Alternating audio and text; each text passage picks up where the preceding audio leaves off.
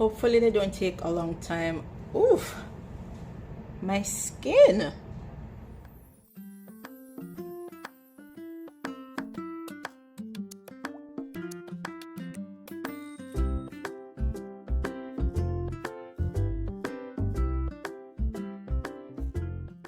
So because the lion's mane on the grain and everything else got contaminated, I wasn't sure if I had extra left. I mean, it was white when I first got it. Now it's black. So I'm going to try culture it out and see if it will grow again. If you pray for me. Oh my God. But yeah, I'll see if this one works. Let's get into it. So after several tries, I managed to grow that little black piece of lion's mane that I found. I managed to grow it into a pure culture, so where it's white, and that's what I have on those plates that seem to have a white-brown colony on it. So what I'm doing is I'm going to move pieces of it from the old plates onto new plates so that I can have a backup, and that's what it looks like. It's white. I'm using some different techniques. I'm streak plating it. That will give me just pure colonies, no contamination, hopefully. Then I'll just take cores or cut pieces from the old plates, put it into the new plates. Once that's done, I will then wrap it up to seal it and place it in the incubator at the proper temperature so it grows. I put it to grow in dark and about 25 degrees Celsius. And once I see that it's growing well, then I'll store some of it away so that I have extra, so I don't run into the issue that I ran in before where all of them were contaminated. Then I'll likely grow it up in broth. Who knows? We'll see what happens.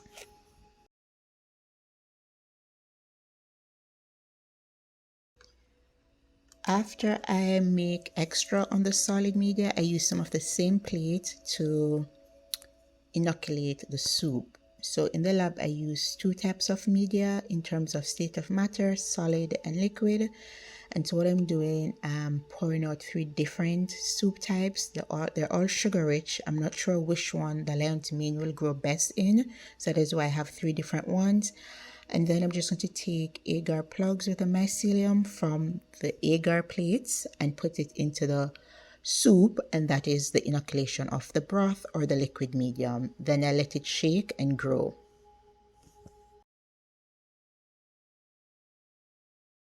Hopefully they don't take a long time. Oof, my skin.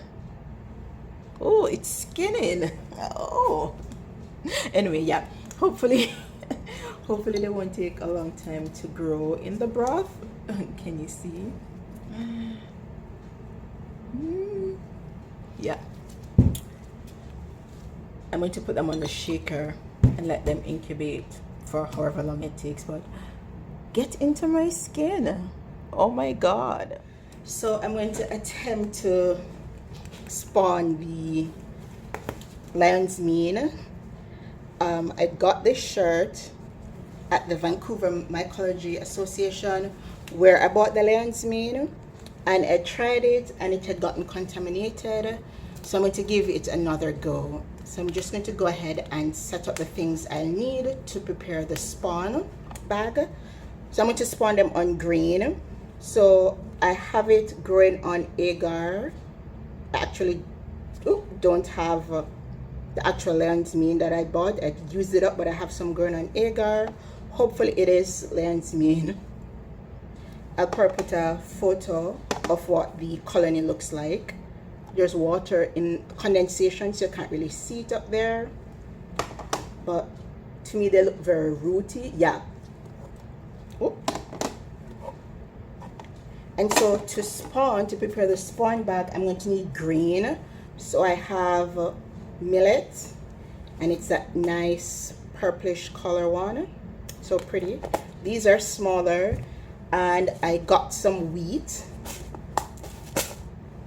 They're a little bigger. And I collected some wood chip, seeing that the lion's mane grow outside on wood. And it's not a lot, so what I'm going to do is I'm going to weigh them out at equal volume or close, especially the wheat and the millet, and I'm going to put them In this container, add water so that they'll soak, so absorb water. And I guess it's supposed to be 24 hours, but I'm not in the lab in 24 hours. I'm back in 48 hours. So hopefully they won't start germinating in 48 hours. And I'll strain it or remove the water, sterilize the grain, and you'll see the rest of the process.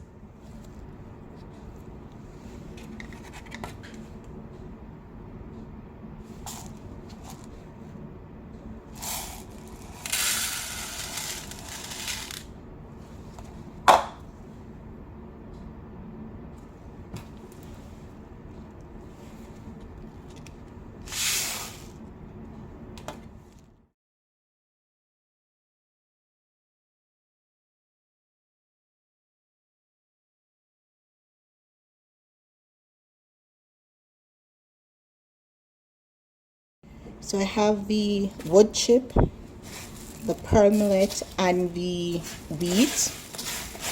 I couldn't get these any smaller, so that's that. I'm going to mix them up, and I'm going to add distilled water into it. I'm going to cover the grains with distilled water. Let's get the water.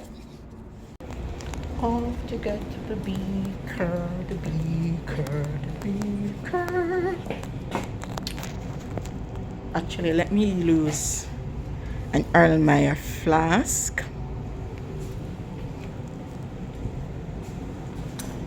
Dum, dum, dum, dum. So it's automated, so I'm going to do, currently has 6 liters in it. So I'm going to change it. I'm going to do a liter first, which is 100 ml, 1000 ml.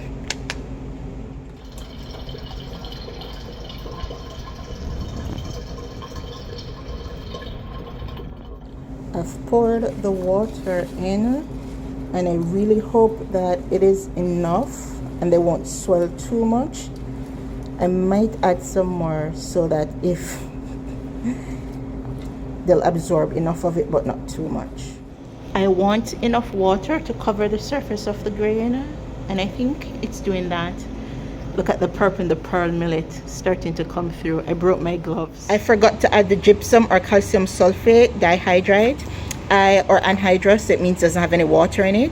I usually use this when I am going to do weights of plant material. I'll put it into a desiccator, and it pulls the moisture from the samples.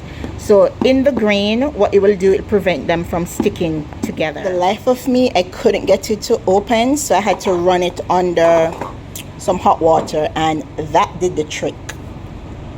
All right, so yeah, I don't think this is any top secret, but if you have a lid and you can't open it, if you run it, just the lid part a bit under hot water, it's easy to open. So I'm going to weigh out 1 gram. I don't know if 1 gram is the equivalent of 1 teaspoon. I mean, I could Google it, but it's so pretty, isn't it?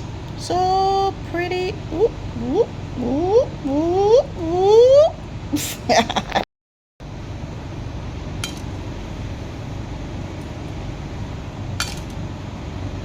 Maybe I should have done the Google.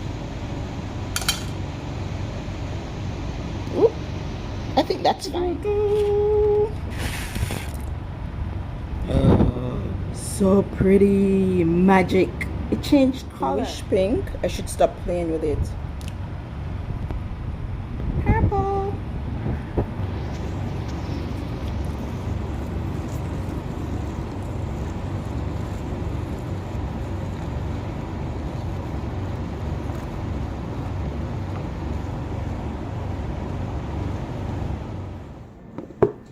And then the cover.